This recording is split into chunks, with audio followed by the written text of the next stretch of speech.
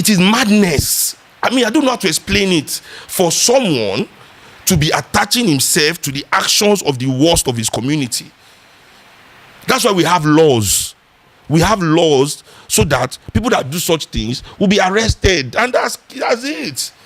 But they are using. Are you not worried that they are using it to make decisions about Nigerians applying for visa? And all? Only people that want to run away from Nigeria that have problem with that one. Yes. Me, I'm not planning to run away from Nigeria. What's my own with visa? Let them stop Nigerians from traveling. In fact, all Nigerians that are abroad, send everybody home. Let's face our business. That's my own take. I wouldn't say do it by force, but if it comes to that, I don't mind. So for me, I don't see that as anything. Anybody that wants to ban Nigerians, we need some banning, especially our politicians. Even if you want to do business with foreigners, like you want to do some exports, and because it's coming from Nigeria, there's a problem. 98% of my business is foreign. And you're in Nigeria. And I'm a Nigerian. And I understand and I see the problems I go through because of that. Which is why you should be worried. But I'm not worried. Because that is not my problem. If somebody is using the criminal action that I've not done to judge me, that is his own problem. You understand what I'm saying? If somebody chooses to discriminate against me due to something that is not true, even though 77 Nigerians are committed, there are over 1,000 Americans in one company called Chevron alone committing fraud in Nigeria every second. Massive fraud. The kind of fraud that nobody can even begin to comprehend. Is this a counter list? If Nigerian government is brave enough, I'm sure they can release counter list. But the problem with the Nigerian government is that they are all taking their share. I mean, okay, let me give you a good example now. The American government encourages criminality in Nigeria. Atiku has a criminal case in America. An American senator, this is not me talking, go online, the case is there. Andrew Young or whatever, I'm forgetting his name, an American has been sentenced to jail based on the business deal with Atiku. But America granted Atiku 24 hours entry into America when he was about to run for president to negotiate whatever they want to negotiate with him. For 24 hours, his criminality was suspended. For what? At what point does criminality become acceptable for 24 hours? But they can release 77 lists of some Nigerians that poverty has pushed into crime. Should we even start going into the reason why people commit crime? Should we really go into the reason why there's crime? If it is not the greed of the elites, what causes crime? As I said to you, everything anybody wants is dignity and a voice. You strip people of their, you put them in poverty, and then you tell the people why they are in poverty that since they don't have money, they have no dignity. Only money can give them dignity. And these status things, status symbols, luxury goods that the rich produce. Not only do the rich produce these goods, they go to the poor neighborhoods and advertise it. Not only do they advertise it, they go there and they themselves use conspicuous consumption to oppress the poor. While the poor stay in their situation without no legitimate hope of escaping. Now there's a difference between a man that commits crime to eat and the man that is already eating but still committing crime. Tell me why people in the Senate are still stealing. They are sitting on billions. You are still stealing. Tell me why we're finding $47 million in empty apartments in a country where they say there's no money to build hospital. Honorary Andrew Yakubu, honorary GM of NNPC, had $9 million cash in his house. In that community, there are no good schools. In his community where they found that money, there's no school there. Let's go there. Let's go and look at the kind of school that is there for the poor. Let's go now.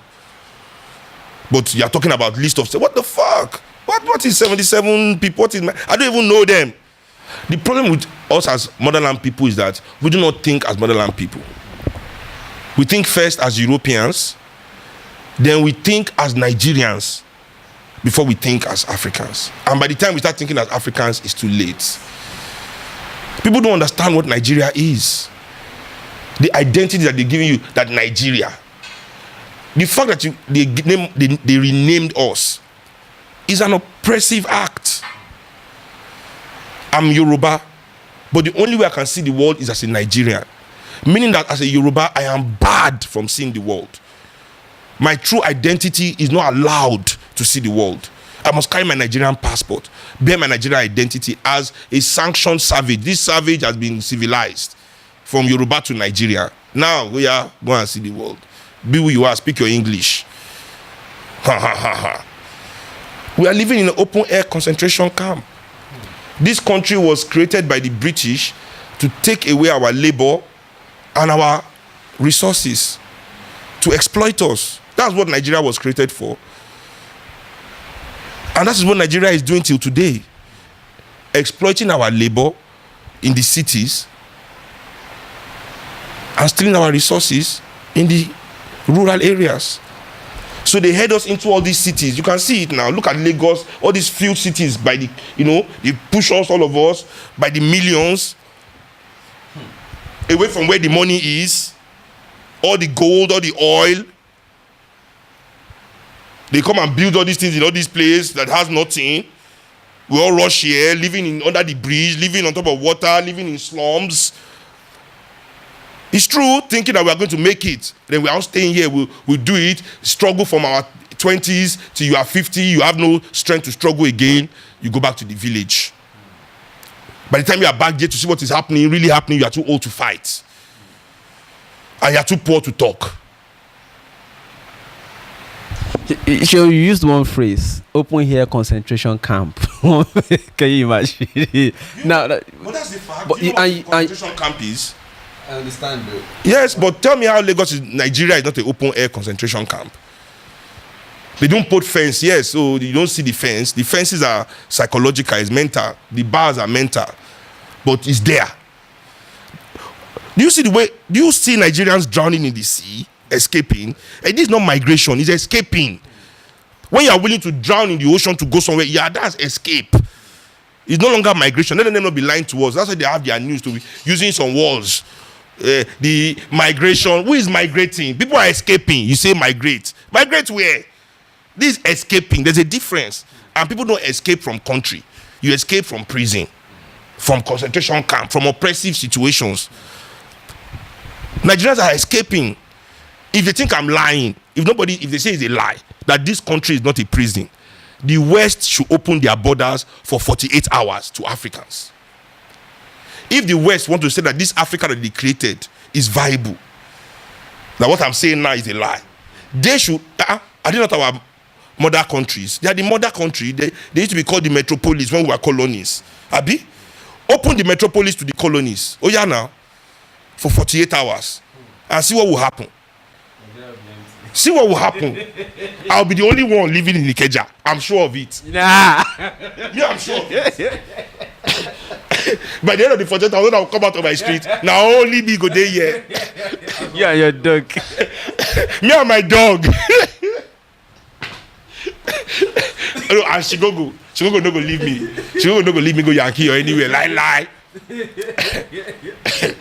So there was something you also said at the beginning that is also of interest, that they have really conditioned people not to think about how to change it, but to be the best in that situation. Yes, because and it reminds me of, you see, religion, for instance. Not even religion is part of the method they are giving to us to say, oh, you can make the best of this. But you see, even religion is also just an arm of their class. All pastors are elites. They are elitists. They are part of the elite class. You see, their job, really, as I said, that's the difference. We, the oppressed people, our job is to end oppression. Our real job is to end oppression. But you see, the fake activists, the sellouts, the oppressors, what they want, the influencers, the capitalists, what they want is a perfection of oppression. So that is what they call reform. When they drown like this, when people shout, yeah. Sheba. Don't stop it, oh. But oh yeah, lose this side, small, tie this side, tie this. Let it be too painful. To perfect oppression. But there's no way anybody can perfect oppression. The perfection of oppression cannot happen. They don't have the formula. So they are trying. That's why they have all the influencers. Everybody, you watch TV, there's a new black billionaire every day. Hey, this black person invented this. This black